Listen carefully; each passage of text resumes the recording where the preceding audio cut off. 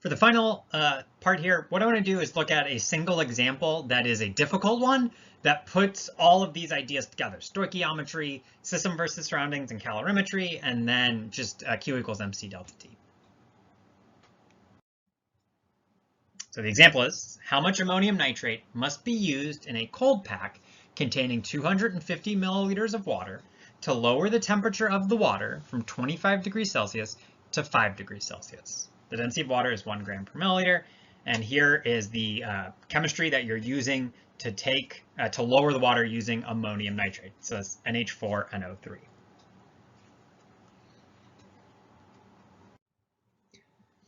So there are some slides where annotated slides walking through kind of the process, but I'm not going to talk through those. Instead, we're going to talk again about the idea that you can kind of set up a picture as to what's going on here.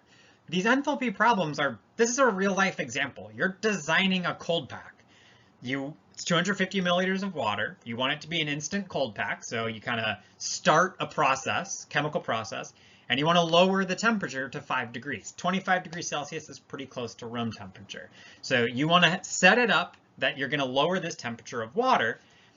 And what you're going to do is you're going to use ammonium nitrate. This is what is really used. In an instant cold pack, you basically just have a little sealed pack of this ammonium nitrate powder. When you break open the ice pack, what you're doing is breaking that seal, and then it just allows it to dissolve in the water, right? It just dissolves in the water. That dissolving then has an associated heat, and that can cause the water to cool down.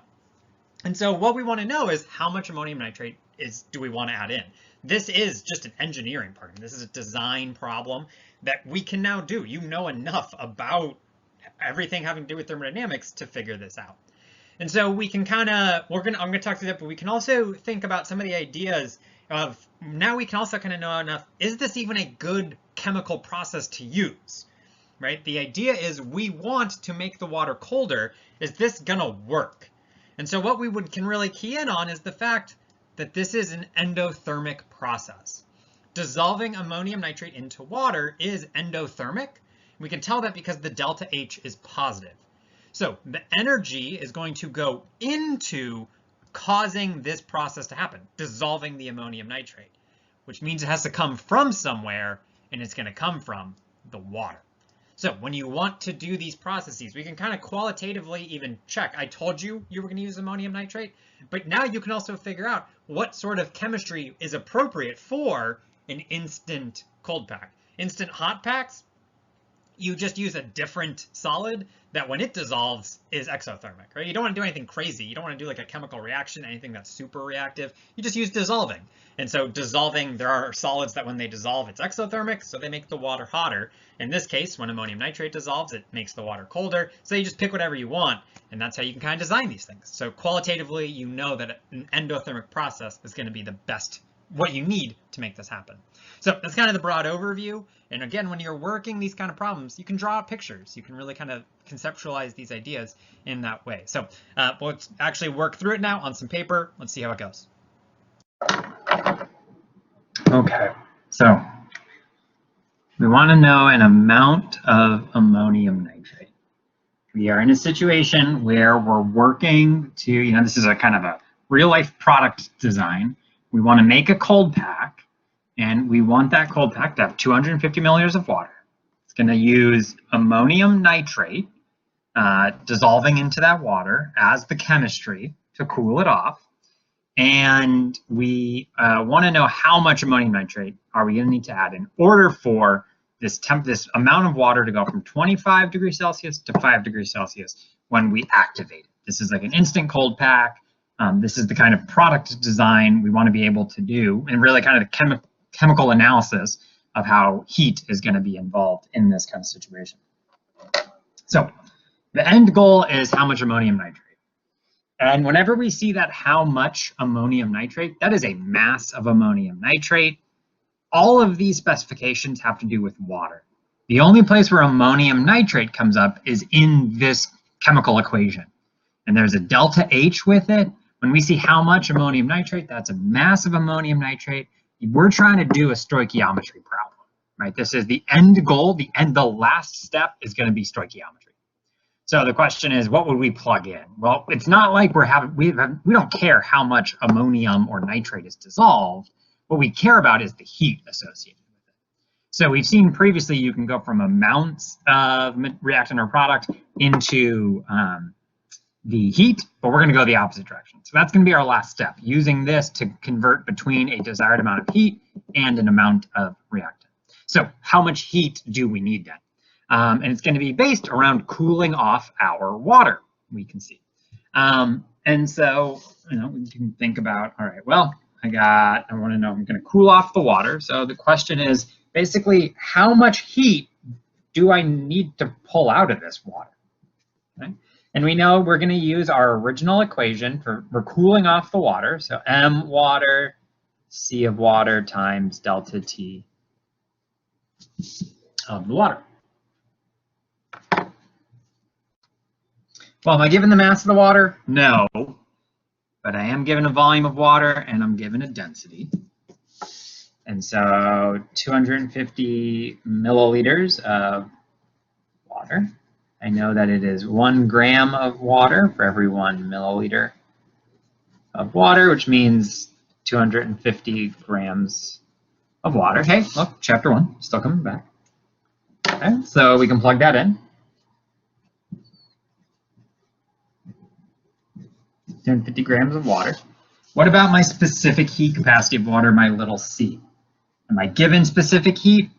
No, but the important thing is I can always look it up because I know I'm dealing with water. Okay? So this is going to be 4.184 joules per gram degree Celsius. Temperature of the water is going to be final temperature of the water minus initial temperature of the water. So 5 degrees Celsius minus 25 degrees Celsius. If I put all of that together, I get negative 20,900 joules. So that's a lot. I'm going to convert that into negative 20.9 kilojoules. Dividing by 1,000 to go from joules into kilojoules.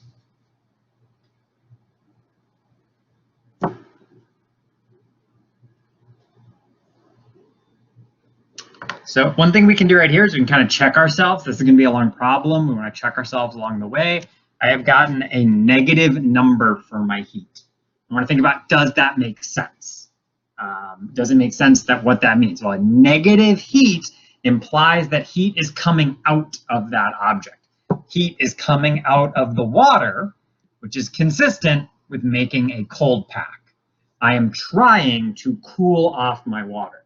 One of the most common mistakes that would be made is you would swap the 5 and the 25, right? This is negative 20, but instead you put a positive 20 into the calculation and get a positive number here. But heat is not going into the water because it's a cold pack. So heat is going to be leaving the water is what we would expect. So heat's leaving the water. Where is it going? Well, it's going into this reaction or this dissolvent. And we know that that is negative heat of the water. So negative of a negative, that's positive 20.9 kilojoules.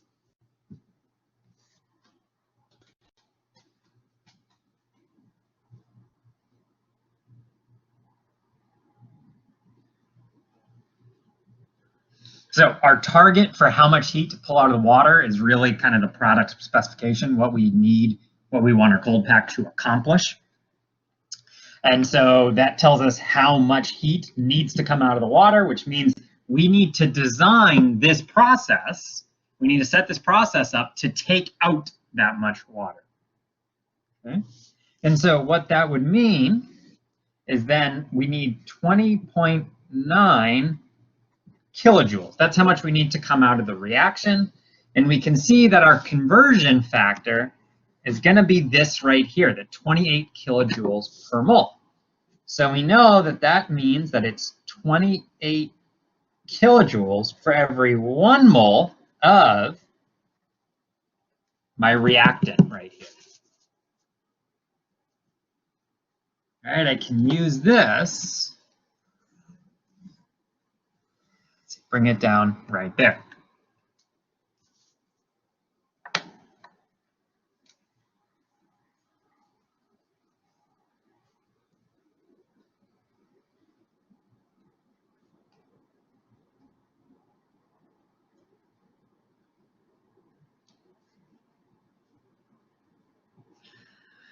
And so we can see that this is similar to stoichiometry. That really the purpose of doing this reaction here is to affect heat. It's to pull in the heat because this is an endothermic process.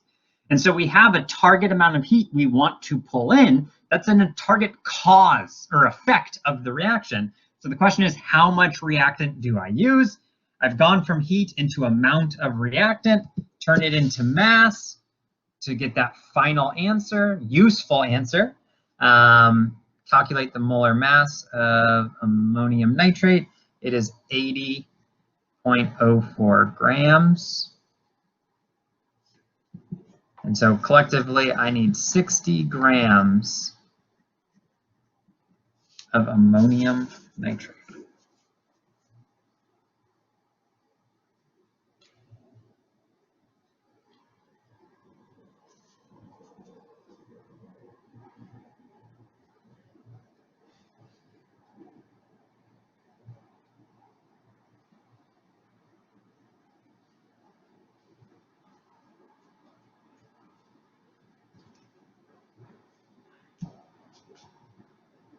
And so we can see that we can put together everything we want. You know, we want to make a cold pack. What kind of reaction should we use? It should be endothermic.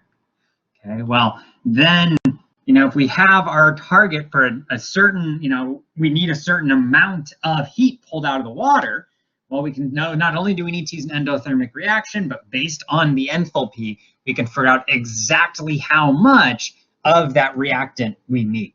And so 60 grams of ammonium nitrate with your 250 grams of water, if that all dissolves in there, your water will go from 25 degrees Celsius, about room temperature, down to 5 degrees Celsius, which is quite cold.